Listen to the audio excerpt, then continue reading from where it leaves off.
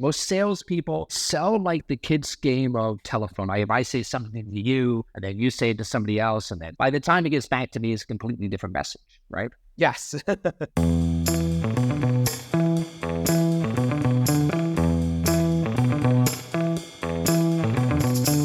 Welcome back, everybody, to this week's Sales Strategy Enablement Podcast. I'm Alastair Woolcock, CSRO here at Revenue.io, and I'm thrilled to have with me today the CEO of Sendoso, Kris Rudeegraap.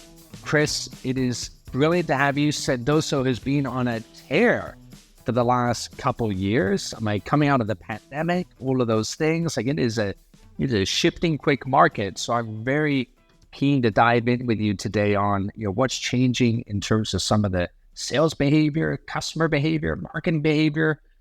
It's gonna be fantastic. So welcome. Thank you. Excited to be here. Excited to chat. Now, Kris, we love to start off with our news of the week. And one thing that I was just reading about recently was the Adweek part just published an article called B2B Marketers Find Corporate Gifting Wildly Successful. But then they had a dash, and it says, when infused with data. And they reported that actually having over 80% of prospects reported that, hey, they're still up in the package when it arrives to them, but there is some data correlation here that now occurs. I think people tend to think of gifting, and I'll defer to you here as the expert, and kind of this simplistic, well, we're just drop shipping stuff and life is fine. But it's not that. And the sophistication and usage of data when, how, and sales cycles is hugely germane to this space. But what are you seeing? Is Adweek right? What's your thoughts when you hear the headline?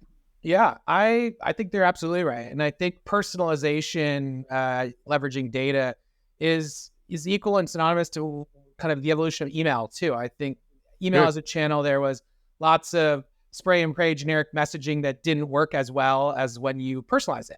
And I think for a while there, people thought, hey, I could just send a bunch of emails and people are going to reply. Just like people thought, hey, I could just send a bunch of packages and people are going to open them and magically call me.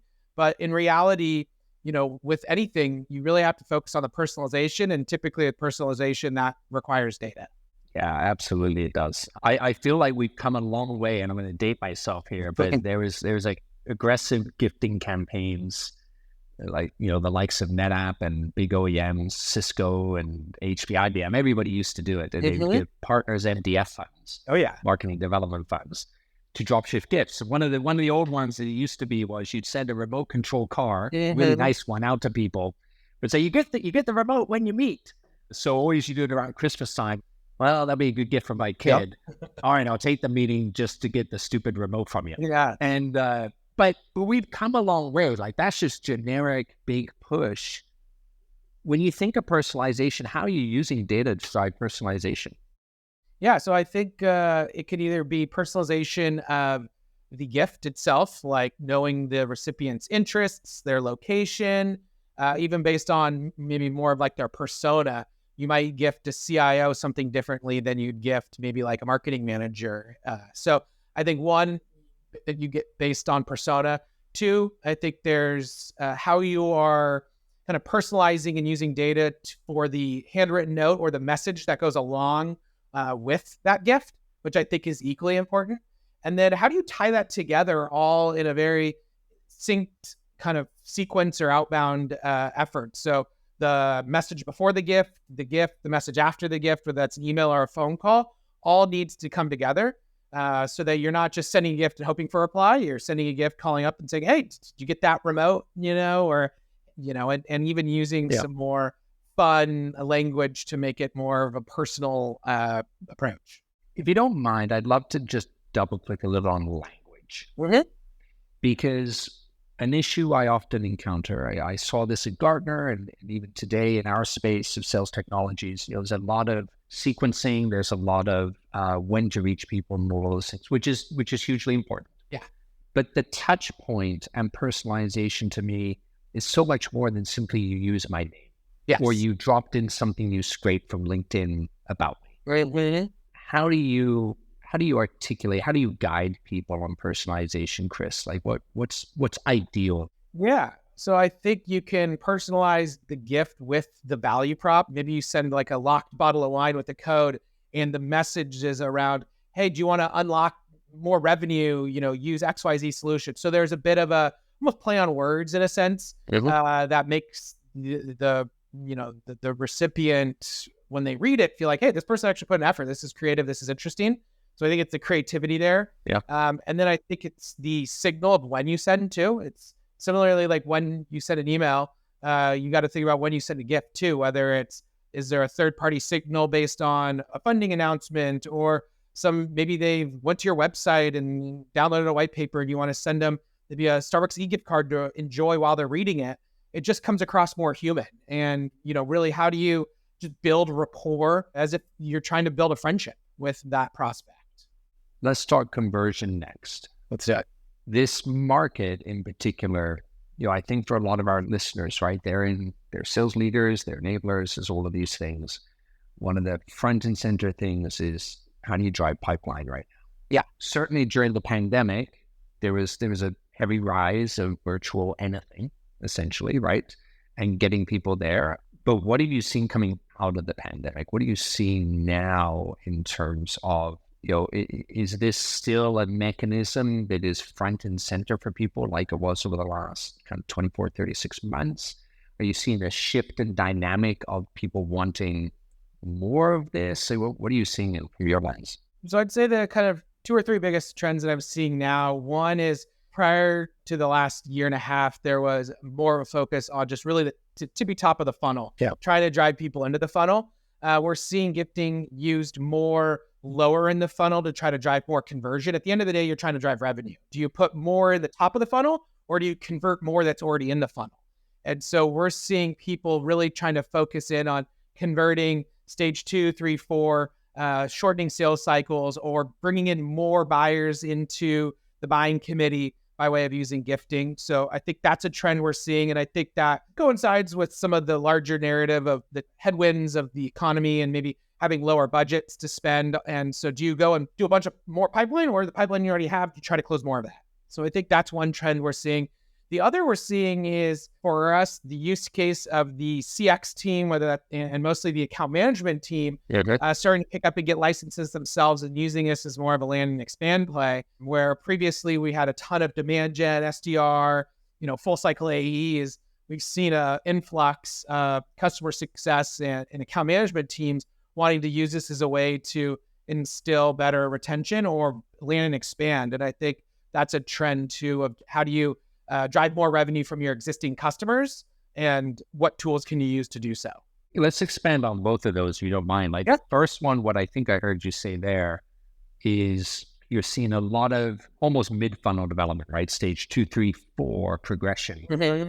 And that isn't surprising to me, but what I really like is this concept of multi-threading. Yeah. So how am I opening or proactively engaging with somebody that is going to be a part of the adjacent buying group, or maybe not my direct buyer, but a supporting cast member? Yeah. Again, just to drop a Gartner number on here, buying groups sit on average around 9 people on most deals. I think as large as 13, but it sits around 9. Yeah. And what we always saw was, and certainly the recent data on it, is the groups have actually grown coming out of the pandemic. So what happened in the pandemic, actually buying groups shrunk slightly. Not a lot, but a little. They went down to on average 7 because there was just so much pressure to go. Like, just get change done, right? Yeah. But coming back out, and in this economy, people are very risk adverse. So when there's more risk, you have more oversight. More oversight expands the buying group. So now using a mechanism to engage those additional resources, or at least drive awareness, is massive, because most people in companies, most salespeople and go-to-market teams, they sell like the kids' game of telephone. And Kris, I don't know if you think of the game of telephone. If I say something to you, and then you say it to somebody else, and then somebody says to Dave, our producer, on this line, by the time it gets back to me, it's a completely different message, right? Mm-hmm. And sales reps tend to sell with, I have my 1 or 2 champions in my account. I told them the message. They understand the value. They're guiding the process. Yeah. But that poor person, the buyer, they got to go convince 9 other people. Precisely. And by the time that game of telephone goes all the way through, it's all wrong. The value's gone. Something is broken there. And you think of stage 2, 3 development. I love the idea of using the language tied to gifting and engagement and sequencing that invites adjacent buyers to the table. Exactly. Like invites them to hear the narrative of the conversation that they need to. Am I thinking it in the right way? You're nailing it. One of the things you mentioned too, and I think some sellers get this wrong, is that, that large, call it 9, 10 people. A lot of sellers say, hey, I need to meet with every one of them right now. And so they really are trying to engage with the call to action of let's meet for 15 minutes, 30 minutes.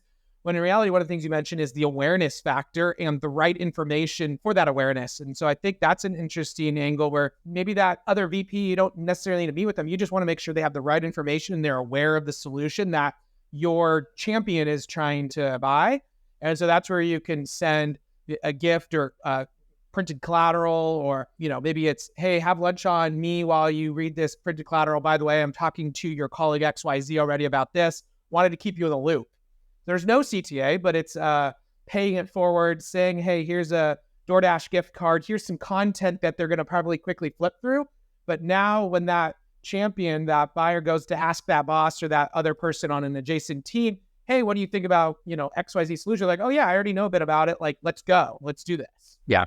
And so I think it's how do you build awareness in a friendly way? And gifting kind of warms up that buying committee awareness. I love it. Warming the committee. Yes. Right. That is such a great way of describing it, right? Because endearment, or the feeling that, okay, you gave me something, therefore I should reciprocate. Mm-hmm. That it's a psychological technique that works very well, right? Forced reciprocation, or at least in that way. So quite forced, but in inviting the person to reciprocate, I think it's really, really powerful.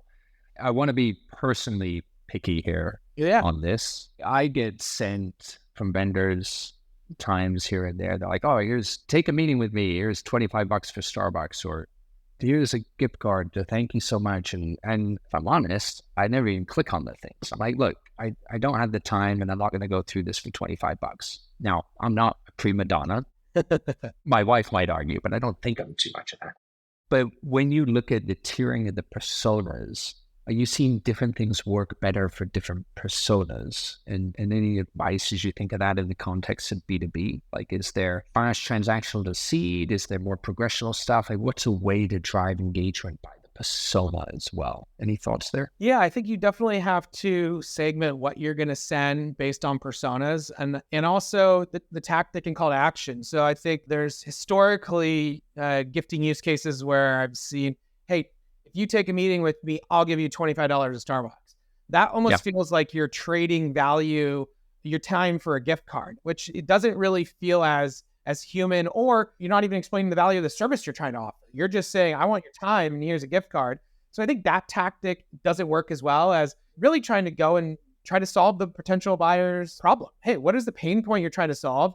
And can you trickle in a gift card as part of that? So you might start with the value proposition, start with, trying to do a little bit of a pain discovery.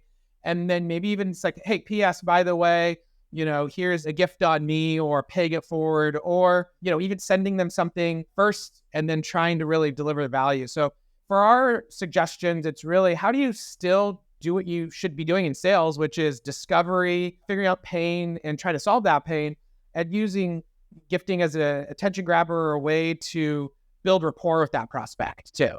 And I think I'd add on there the importance of the personal note. Yes. That has made a real resurgence because it's unique. It's physical. It's there. It's something that goes with it. And I think if you took the effort to actually literally write my name and write something, okay, it doesn't guarantee you I'm going to jump up and down. Yep.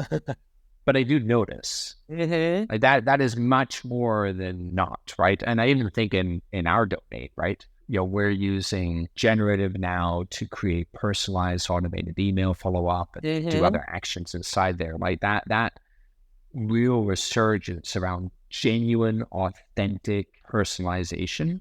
Yeah. I think that's what people are looking for. No different than why has Polaroid made a resurgence? Polaroid cameras. Like, man, that thing was dead 10 years ago. And now it's front and center back because you have an entire generation of people, teenagers at this point largely, to go, "Look, all I've grown up with is digital. And I actually, the physical is finite. I can lose it. It's gone. It's a moment. It's a picture I took and that's it. And when it's gone, it's gone." Yep. There's no sharing recovery. I had to be there in that moment present. And I think if people embrace that personalization with digital, yep, that is how we're going to drive better pipeline and conversion. Yeah. And I think the two other things there to hit on, like just human psychology and human behavior, is one is curiosity. So I think if you spark someone's interest, they see a handwritten note or they see a box, they're curious what's in it. They're curious what this note says. So there's a bit of curiosity. And as humans, we're curious. And so we want to continue to read or continue to open and explore. And then the other is creativity. I think humans in general enjoy creativity. And so if you can break those patterns with creativity, and creativity being in the note and the message or the digitally written email, all those things are just going to break up patterns that you see day in and day out. And that creativity will draw your attention in to want to read what it says. Yeah, 100%. So now I have to ask as well, because just on the spirit of curiosity here, what shouldn't people do? Yeah, I think that's a good question. It equally is what you should do is what you shouldn't do. And I think we kind of talked to one already in terms of gifting, which is just that, hey, I'll give you $25 if you take a meeting, and really use that as a transactionary thing.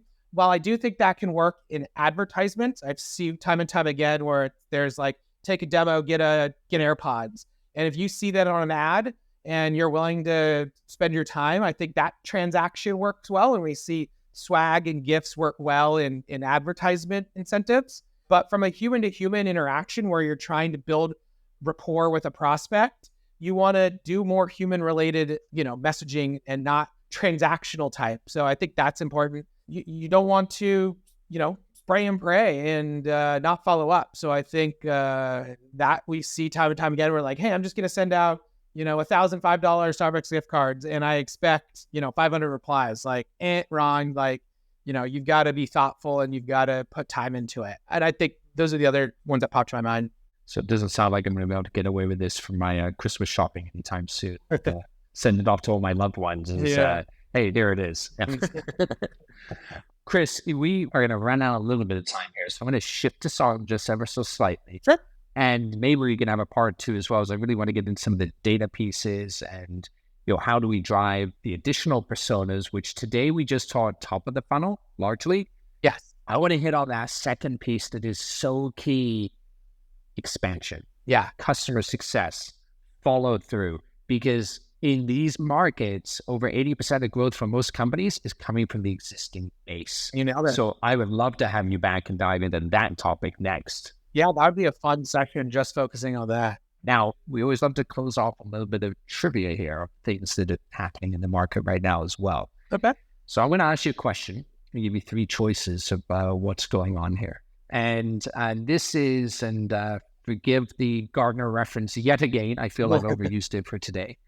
But Gartner's latest sales enablement study, and this was actually just released about 90 days ago now, it talks about the increase in budgets now through 2027. So when you think of enablement is expanding into the RevOps space. There's a lot that's going on there, right? It isn't just training and coaching anymore. It's literally customer enablement all the way through to the CS function as well, which we should hit on our next discussion. Agree. But now I'm going to give you three budget numbers. How much is it going up by? A, 40%, B, over 50%, C, over a whopping great big 60%. How about C? It is close. It's just over 50% increase. That's good. But nonetheless, that is a phenomenal jump up. That's great. And for those in our enablement listeners, be proactive, put together a plan, but don't just ask for more money. Start to thinking about, well, how's this money tying into how I am going to go train my sellers to enable the buying groups. I think, Kris, what you said earlier there is so key there. There's many steps, one of which is personalization and showing something that I actually care and know something about you as an individual in that. I think that's a huge opportunity for these teams. Mm-hmm. All right, final question for you. Moment. What's a moment that you laugh about, a moment you regret in life, a moment you could redo? I mean, I loved that I started Sendoso. Maybe I would have started it sooner. So maybe, taking the jump from being an individual contributor, employee at another company to starting a company. I think that, if I were to redo it, I'd become an entrepreneur and a founder even sooner. Well, I could not even think of a better sentiment than that. I've always maintained in life that if you got a bug and you know how to build something, build it, because that's what creates jobs. Exactly. And Kris, you generated hundreds and hundreds of jobs. So thank you for doing that. And let's continue to hold that up and encourage everybody with an idea. It's hard. It's risky. It's daunting. Yeah. It's sleepless nights. It's all of the bad stuff. But when you can turn around and see a group of employees that are there and their family's livelihood and they're building and working towards a common vision, there's no greater reward than that. So thank you for doing that. 100%. Yeah. Awesome. Kris, thank you for the time today. It has been brilliant. Yeah. We will have you back and we're going to dive in further into the post-sale side of this, because I know it's a fascinating conversation. But again, Kris, CEO of Sendoso, thank you so much. Brilliant having you on. Thanks for having me on. It's been great. And for everybody else, thank you for listening in today to the Sales Strategy Enablement Podcast. Please remember to like and subscribe, and phone in, email, send your questions to Howard and I, and we will do our best to get to them on a future episode. Thanks for listening in. We'll see you next Thursday.